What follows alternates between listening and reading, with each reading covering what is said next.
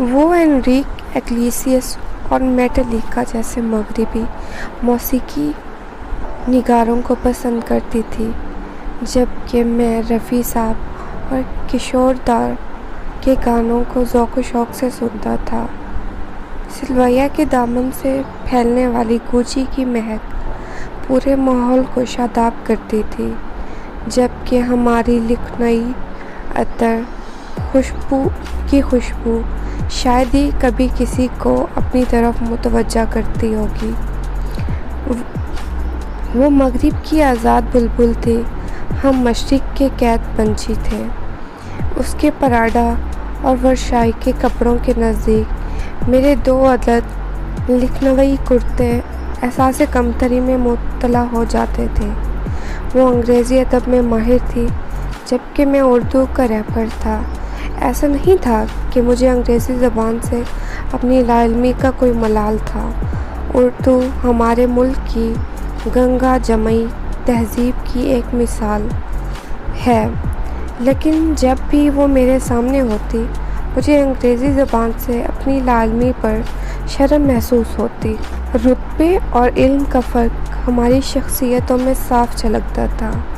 جب بھی سلویا مجھ سے بات کرنے کی کوشش کرتی، میں اسے ڈانٹ دیتا۔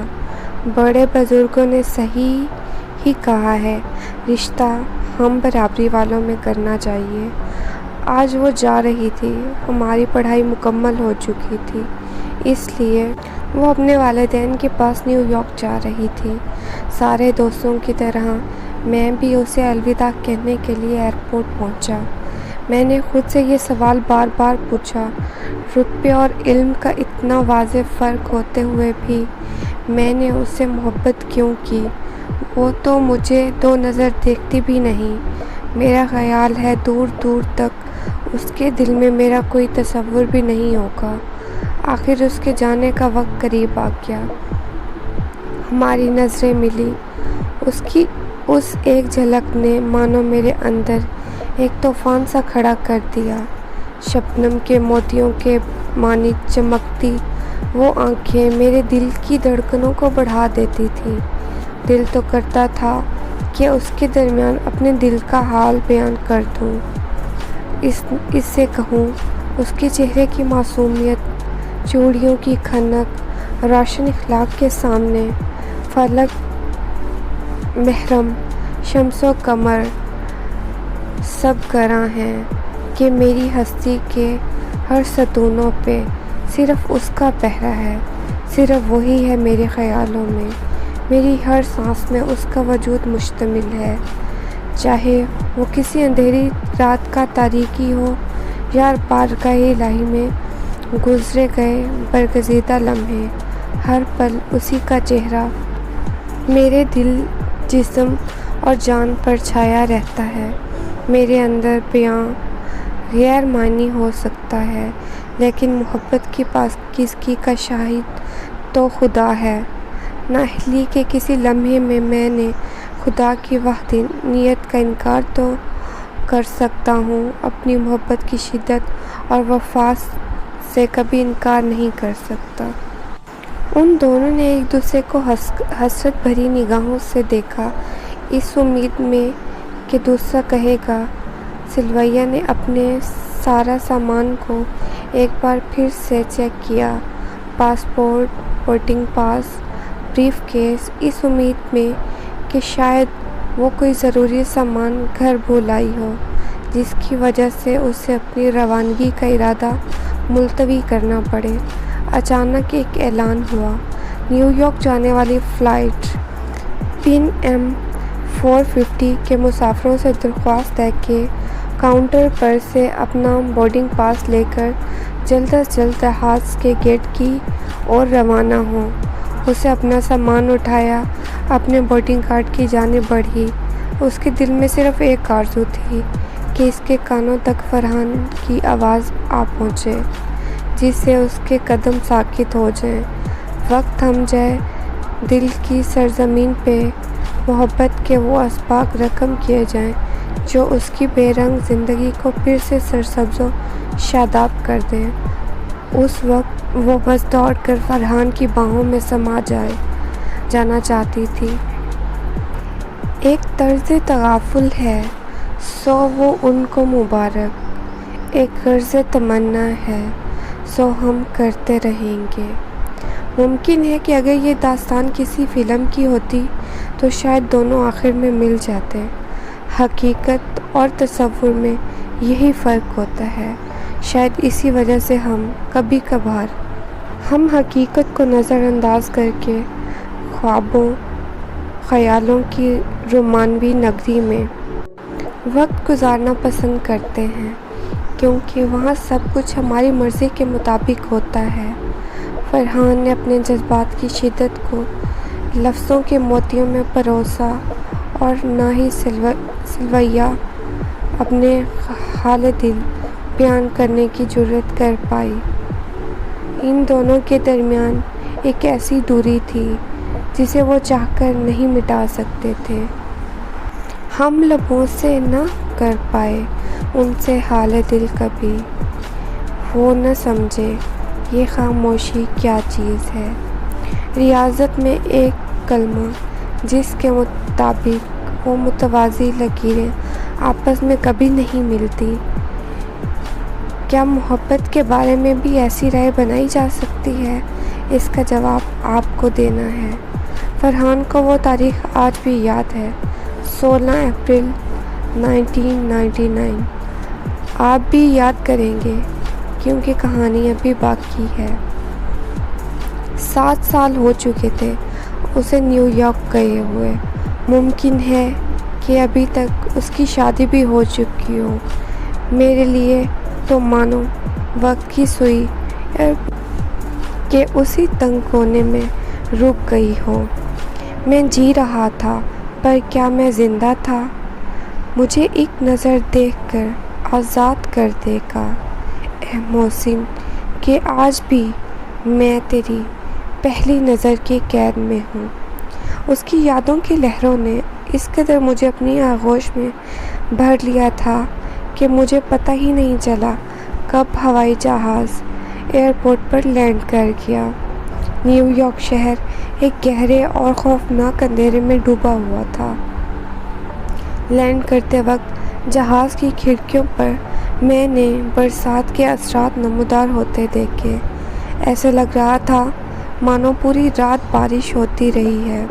اپنی حفاظت کے لیے میں نے اپنا چھتا باہر نکال لیا۔ اس مسلح بارش سے تو بچا جا سکتا تھا، مگر اس طوفان سے میں کیسے بچتا جو میرے اندر چل رہا تھا۔ یاد آئی وہ پہلی بارش جب تجھے ایک نظر دیکھا تھا۔ سلویہ کے ساتھ بنائے ان سبز لمحوں کا طوفان میرے دل کو برہم کیے جا رہا تھا۔ کتنی مشکلوں سے میں نے اپنے آپ کو سنبھالا تھا۔ یہ قسمت نے کیسا بے رحم وار اختیار کر لیا میری ساتھ۔ زندگی نے مجھے واپس اس چوراہے پر لا کھڑا کیا، مجھے اس کے قریب پہنچا دیا، اس کے شہر نیو یارک۔ جس طرح ایک جگنو آگ کے تاثر سے اس کی اور کھینچا چلا آتا ہے، اسی طرح اسے پانے کی خواہش مجھے یہاں تک کھینچ لائی تھی۔ تمہاری یاد کے جب زخم بھرنے لگے، کسی بہانے تمہیں یاد کرنے لگے۔ میری کتاب میری شب تاریخ کی عندلیب ہو تم کو سال 2006 میں اردو ادب میں لکھی گئی سب سے بہترین کتاب کا انعام مل رہا تھا۔ اب آپ اسے ایک دردناک ستم کہیں یا حسین اتفاق، یہ ایوارڈ فنکشن اس پریوں کی شہزادی کے شہر میں تھا، نیو یارک میں۔ سنا ہے لوگ اسے آنکھ بھر کر دیکھتے ہیں جو اس کے شہر میں کچھ دن ٹھہر کے دیکھتے ہیں۔ اے خدا، اپنی زندگی بھر کی نیکیاں دے کر اپنی ایک خواہش، ایک فریاد، ایک التجا تیرے سامنے رکھنا چاہتا ہوں۔ اس سے ایک ملاقات، صرف ایک ملاقات، تاکہ میرے احساسات کو الفاظ کی زبان مل سکے۔ میں اس سے کہنا چاہتا ہوں کہ وہی میرے خوابوں کی تعمیر ہے، میری اندھیری زندگی کا اجالا، میرے وجود کی پہچان، میری نیکیوں کا صلہ، میری بھولی بسی خواہشات کا ٹھکانہ ہے۔ میرے ماتھے پر بوسہ دینے والی کہاں ہو تم؟ مجھے جھلسا رہی ہے زندگی کی دھوپ برسوں سے، میں تھک کر گرنے والا ہوں، مجھے اپنی آغوش میں لے لو۔ تغافل میں ہے میری گردش دوراں، کہاں ہو تم؟ میں نے کسی طرح اپنے دل کو سنبھالا، میری شادی ہو چکی ہے اور کسی غیر عورت کا خیال میرے لیے حرام ہے۔ میں نے اپنی بیوی کے ساتھ پہلے ہی بہت ناانصافی کا معاملہ کیا ہے، میں نے اسے کبھی وہ محبت نہیں دی جس کی وہ حقدار ہے، اور پھر بھی اس نے مجھ سے کبھی کوئی شکوہ نہیں کیا۔ ایوارڈ فنکشن میں میری آنکھیں ایک ہی شخص کے دیدار کے لیے بے چین تھیں، ایسا لگ رہا تھا جیسے میری یہ خوشی بھی اس کے بنا پھیکی ہے۔ اگر سچ کہوں تو میں نے کسی فلمی اتفاق کی آس لگا کر بیٹھا تھا، اتنے بڑے شہر میں ہم دونوں ایک ساتھ ایک ہی محفل میں شرکت کریں، ایسا حسین اتفاق تو افسانوں میں ہی ہوتا ہے۔ محفل سے باہر نکلنے کا راستہ سمجھ ہی رہا تھا کہ اچانک کسی نے میرا نام پکارا۔ پیچھے مڑ کر دیکھا تو پایا کہ ایک لڑکی تیز قدموں سے میری اور بڑھ رہی ہے۔ باریک ہو فرحان، اس نے اپنا ہاتھ آگے بڑھاتے ہوئے کہا۔ ایک پل کے لیے میری نظریں کھلی کی کھلی رہ گئیں، میں نے عائشہ کو اپنے سامنے دیکھ کر دنگ رہ گیا۔ کالج میں ہم ساتھ پڑھتے تھے اور یہ سلویہ کی سب سے عزیز سہیلی بھی تھی۔ عائشہ، تم یہاں کیسے؟ تم تو ایسے برتاؤ کر رہے ہو کہ تم نے کوئی بھوت دیکھ لیا ہو۔ عائشہ نے ہنستے ہوئے کہا، ایسی کوئی بات نہیں ہے، بس تم سے یہاں ملنے کا گمان نہیں تھا۔ کالج مکمل کر کے میں یہاں آ کر رہائش پذیر ہو گئی تھی۔ فیس بک پر تمہارے کارناموں کے بارے میں پتہ چلا تو میں یہاں تم سے ملنے چلی آئی۔ باقی دوستوں سے رابطہ قائم ہے؟ میں نے سوال کیا۔ کہاں یار، وہی حال ہے جس کے بارے میں فراز نے کہا ہے کہ اب کے بچھڑے تو شاید کبھی خوابوں میں ملیں۔ سب اپنی اپنی زندگی میں مصروف ہو گئے۔ امت اور سواتی لندن شفٹ ہو گئے، ریحان نے دہلی میں اپنا ہوٹل چین کا کاروبار شروع کیا ہے 1 سال پہلے، اور سلویہ، میں نے اپنی دھڑکنوں پر قابو رکھتے ہوئے اس سے پوچھا۔ کچھ لمحوں کے لیے اس نے خاموشی اختیار کر لی، ہر گزرتے لمحے کے ساتھ میری پیچیدگی بڑھتی جا رہی تھی۔ سکون اور آرام سے اپنی زندگی گزار رہی ہے۔ ایسا کرو، تم بھی میرے ساتھ چلو اس سے ملنے، اس کے بیٹے سے بھی ملاقات ہو جائے گی تمہاری۔ بیٹا؟ نہ جانے قسمت میرے ساتھ کیسا مذاق کر رہی تھی، نہ جانے کیوں میں نے اپنے خوابوں کو سجائے رکھا تھا جو حقیقت میں صرف ایک دل فریب سیراب کی حقیقت رکھتے ہیں۔ سلویہ، تم مجھ سے محبت کرتی ہی نہیں تھی۔ زندگی کی دوڑ میں وہ میلوں آگے بڑھ چکی تھی، لیکن میرا وجود ابھی بھی ایئرپورٹ کے کسی اس کونے میں پھنسا ہوا تھا۔ اے خدا، نہ جانے یہ اذیت، یہ تکلیف کب ختم ہوگی۔ چل رہے ہو نا؟ عائشہ نے پوچھا۔ معافی چاہتا ہوں، میری کل کی واپسی کی فلائٹ ہے۔ ہاں ہاں، سمجھ رہی ہوں، بہت بڑے لکھاری بن گئے ہو، کچھ وقت ہمارے ساتھ بھی گزارو۔ اتنا کہتے ہوئے اس نے زبردستی میرا ہاتھ پکڑ لیا۔ میں نے بھی اس کے سامنے بہت منتیں کی، اصرار کیا، بہانے بنائے، پر اس نے میری ایک نہ سنی۔ شاید کہیں نہ کہیں میں بھی سلویہ سے ملنا چاہتا تھا، لیکن کیوں؟ شاید اسی سوال کا جواب تلاش کرنے کے لیے میں اس کے قریب جا رہا تھا۔ مسافر ہیں ہم بھی، مسافر ہو تم بھی، کسی موڑ پر پھر ملاقات ہوگی۔ عائشہ نے اپنی گاڑی ایک بہت بڑے گھر کے سامنے روک دی۔ گھر سے سٹے باغیچے میں ایک 6-7 سال کا بچہ جھولا جھول رہا تھا۔ عائشہ کو دیکھتے ہی دوڑتا ہوا اس کی باہوں میں آ گیا۔ بیٹا، انکل کو سلام کرو۔ سلام کر کے وہ لڑکا اندر بھاگا اور بڑے سلیقے سے ایک ٹرے میں پانی کا گلاس واپس لے کر لوٹا۔ میں تب تک لان میں رکھی چیئر پر عائشہ کے ساتھ بیٹھ چکا تھا۔ پانی کا گلاس بڑھاتے ہوئے اس لڑکے نے کہا، میں نے آپ کی تصویر ممی کے البم میں دیکھی ہے۔ وہ آپ کی کیا لگتی تھی؟ اسے کیسے بتاتا وہ میری کیا لگتی تھی؟ رشتوں کی گہرائی بیان کرنے کے لیے الفاظ کبھی کبھی کتنے ناکافی معلوم پڑتے ہیں۔ دنیاوی رشتوں کو تو کوئی نہ کوئی نام دیا جا سکتا ہے، لیکن ان رشتوں کا کیا جن کی وابستگی روح سے ہو؟ وہ میری دوست عائشہ، مجھے سلویہ سے ملنا ہے، ابھی اسی وقت۔ خاموشی۔ عائشہ، تھی کا کیا مطلب ہے؟ خاموشی۔ میرے صبر کا اور امتحان مت لو عائشہ، تمہیں خدا کا واسطہ ہے، مجھے بتاؤ کہ عائشہ کہاں ہے؟ بیٹا، آپ اندر جاؤ، عائشہ نے اس لڑکے سے کہا۔ تم نے مجھ سے کہا تھا کہ وہ چین اور سکون کے ساتھ اپنی زندگی گزار رہی ہے۔ جس زندگی کے بارے میں بات کر رہی ہوں وہ موت کے بعد کی زندگی ہے، عائشہ نے جواب دیا۔ شاید مجھ سے سننے میں کوئی غلطی ہوئی ہوگی۔ کسی بے جان لاش کی طرح کھڑا میں اس کی بات سن رہا تھا اور خود کو یہ یقین دلانے کی کوشش کر رہا تھا، یہ ایک خواب ہے، ایک جھوٹ ہے، ایک فریب ہے۔ 11 ستمبر 2021 کو جو پہلا جہاز کوئنٹور سے ٹکرایا تھا اس میں سلویہ اور اس کے شوہر دونوں موجود تھے۔ میرے وجود پر ایک سوالیہ نشان تھا۔ یہ کیسا درد ہے جو دکھائی نہیں دیتا، لیکن ہر آتی جاتی سانس کے ساتھ دل کو چیر دیتا ہے۔ میرے دل تو اس کے نازک دل کے ساتھ دھڑکنے کا دعویٰ کرتا تھا، پھر اس کے جانے کے بعد میرا دل غم اور رنج سے پھٹ کیوں نہیں گیا؟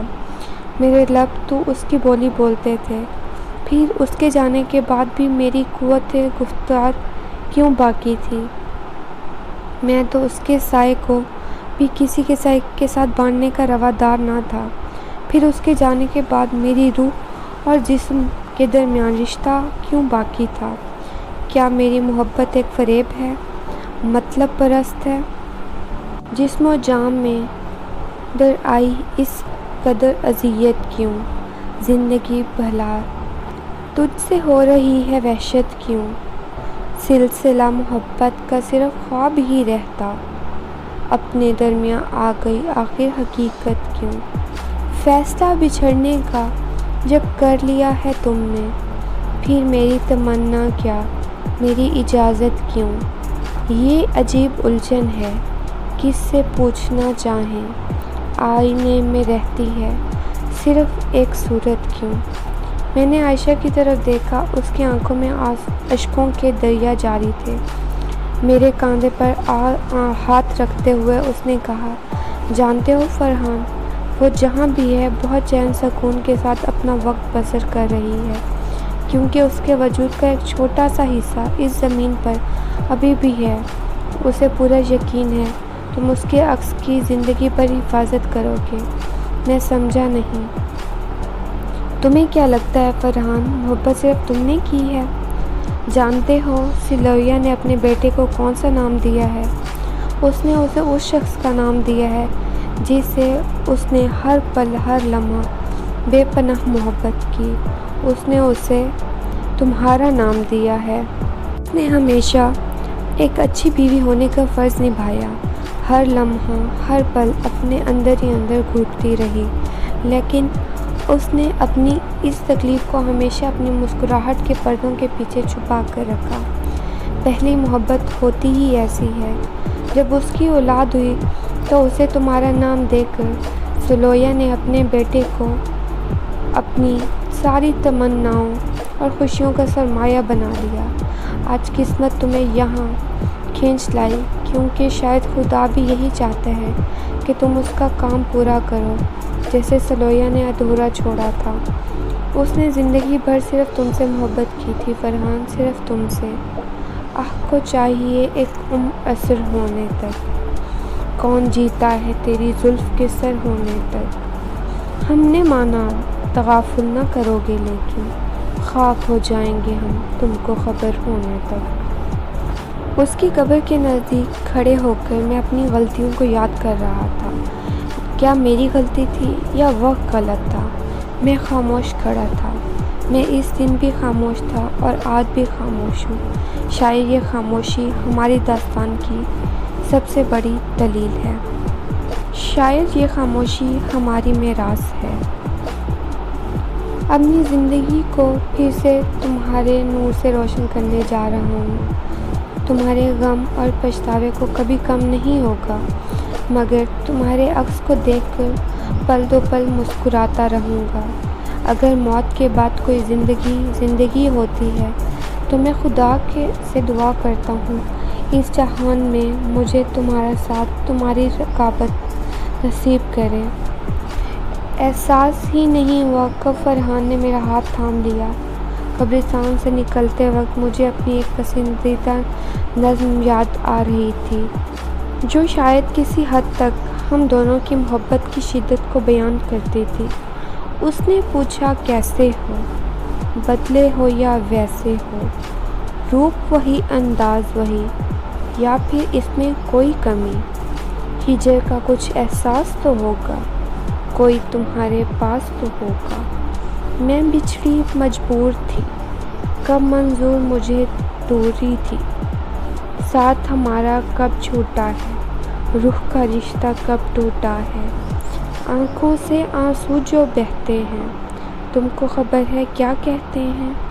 میں نے کہا آواز تمہاری آج بھی ہے رہبر ہماری، پھول وفا کے کھل جائیں گے، ہم بھی ایک دن مل جائیں گے۔